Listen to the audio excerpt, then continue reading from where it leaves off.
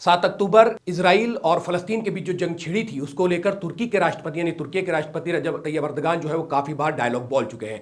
लेकिन तुर्की राष्ट्रपति तैयब अर्दगान इजराइल को धमकी दी है कि जैसे उसने कई और देशों में घुसकर हमला किया है वैसे ही वो अब इजराइल में घुस सकता है। इजराइल का जवाब आया है कि आपको सद्दाम हुसैन का अंत तो याद होगा।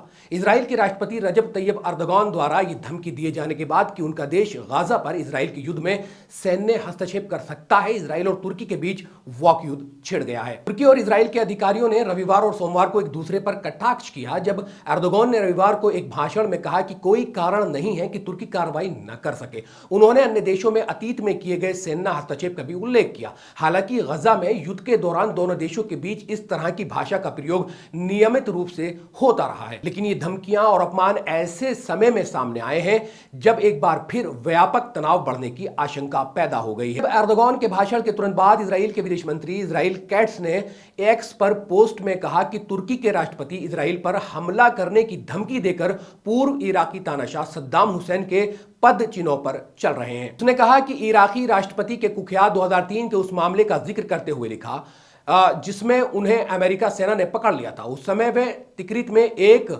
फार्म हाउस के पास जमीन में गड्ढे में छिपे हुए थे। हुसैन को बाद में फांसी पर चढ़ा दिया गया था।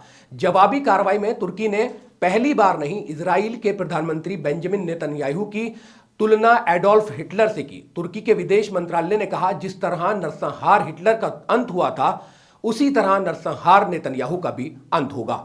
पोस्ट में आगे कहा गया जैसे नरसंहार करने वाले नाजियों को जवाबदेह ठहराया गया था वैसे ही उन लोगों को भी जवाबदेह ठहराया जाएगा जो फलस्तीनियों को बर्बाद करने की कोशिश करते हैं। इंसानियत फलस्तीनियों के साथ खड़ी होगी, आप फलस्तीनियों को खत्म नहीं कर पाएंगे। अर्दोगान जिन्होंने गजा में इजराइल के 10 महीने के युद्ध के दौरान लगातार बड़े बयान जारी किए, ये पूरी दुनिया जानती है कि तैयब अर्दोगान ने बहुत बड़े बड़े बयान किए हैं, लेकिन अभी तक तुर्की की तरफ से कुछ हुआ नहीं। रविवार को अपनी सत्तारूढ़ और विकास एक पार्टी को दिए भाषण में सुझाव दिया कि तुर्की सेना हस्तक्षेप कर सकता है। उन्होंने आगे कहा हमें बहुत मजबूत होने की जरूरत है ताकि इजराइल फलस्तीन के साथ ये बर्बरताना कर सके। जिस तरह हमने काराबाख में प्रवेश किया, जिस तरह हमने लीबिया में प्रवेश किया, हम उनके साथ भी कुछ ऐसा ही कर सकते। सोमवार को एक्स पर एक पोस्ट में तुर्की के विदेश मंत्री हकान फिदान ने दावा किया कि अर्दोगान इंसानियत की रूह की आवाज बन गए हैं।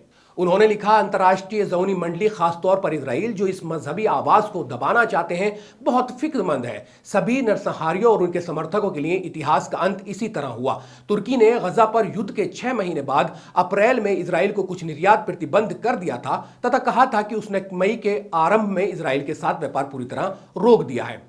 इजराइल का कहना है कि वह जवाबी कार्रवाई में तुर्की के साथ देश के मुक्त व्यापार समझौते को रद्द कर देगा। इजराइल के वित्त मंत्री बेजालेल स्मोत्रिक ने संकेत दिया कि यह कदम तब वापस लिया जा सकता है जब अर्दोगान को ऐसे नेता द्वारा प्रतिस्थापित किया जाएगा जो विवेकशील हो और इजराइल से नफरत ना करता हो। तो जब से 7 अक्टूबर से जब पूरा एक साल कंप्लीट हो गया है तो तैयब अर्दोगान ने भी एक शानदार चेतावनी, जो भारी भरकम चेतावनी है, हालांकि डायलॉग्स का जो सिलसिला है वो इस जंग के दौरान काफी देखा गया है कि तुर्की से काफी जो इस तरह के डायलॉग आए हैं, लेकिन इस बार रजब तैयब अर्दोगान ने कहा है कि वो सेना हस्तक्षेप कर सकते हैं। और तुर्की का एक अपना इतिहास रहा है, सल्तनत उस्मानिया से लेकर वहां बहुत जाबाज रहे और उसका एक अपना इतिहास है, उसको देखते हुए लगता है। और मुसलमानों का एक बेहतरीन शानदार पावरफुल मुल्क जो है वो तुर्की है। अगर वो इसमें हस्तक्षेप करेगा तो फिर एक बड़ी ताकत और कहीं ना कहीं फलस्तीन के साथ जुड़ जाएगी। आपका क्या कहना है इस पूरी वीडियो को लेकर, या जो रजब तैयब अर्दोगान ने जो एक स्टेटमेंट दिया है, जो बोला है, जो धमकी दी है इजराइल को, उसको लेकर आपका क्या कहना है? आप कमेंट सेक्शन में हमें जरूर बता सकते हैं। इस वीडियो में सिर्फ इतना ही, फिर मुलाकात होगी। अल्लाह हाफिज। मिल्लत टाइम्स को जारी रखने और मजबूत बनाने के लिए हमारी आर्थिक सहायता कीजिए। ये एक आजाद मीडिया हाउस और कमजोरों की आवाज है। आप हमें देखें, सुने, पढ़ें और हर महीने ज्यादा नहीं सिर्फ 100 रुपए से मदद करें। डिटेल्स डिस्क्रिप्शन में मौजूद हैं।